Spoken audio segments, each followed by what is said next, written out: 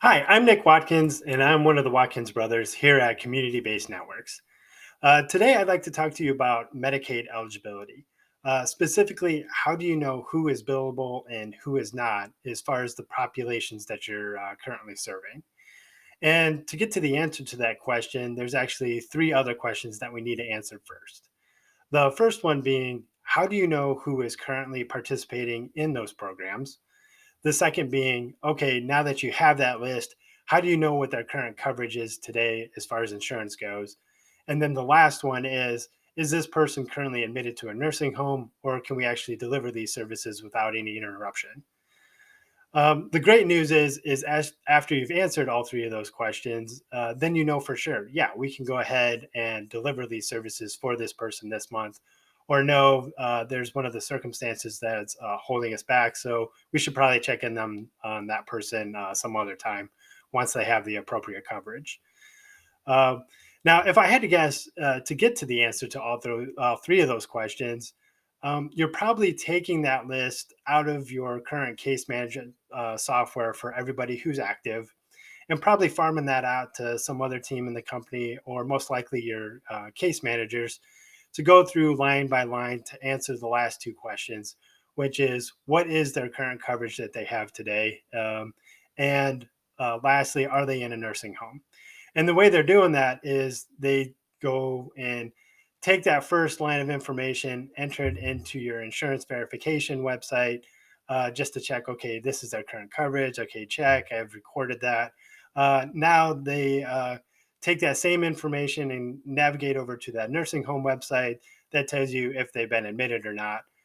Go ahead and record that information on the spreadsheet if I had to guess.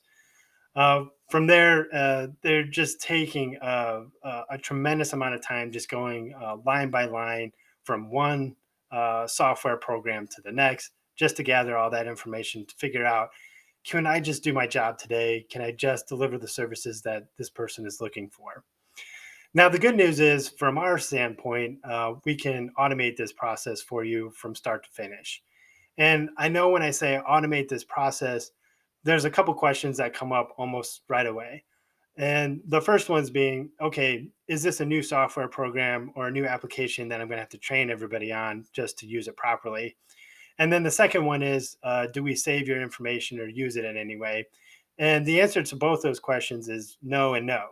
And here's why. For that first question, basically how we implement this process is we'll sit down with somebody from your frontline staff and document exactly how are they doing this process today. We take that information, we bring it back in house, and we actually customize a program that specifically runs for your agency exactly how you expect it.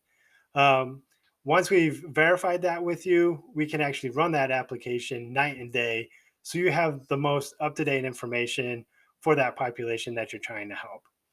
And then for the second question, we don't save any data. We don't use the data on our side for any means. It's simply a way that the application runs to compile that information much more quickly with fewer human errors, drastically reducing the human errors that might be showing up in your data. And basically, the point of all this is so we can get your case managers delivering those services more quickly and out to that population that they know they love to serve. Um, but yeah, if you have any questions, please feel free to reach out. I'd love to hear from you. And that's it for me today. Nick Watkins, one of the Watkins brothers here at Community Based Networks.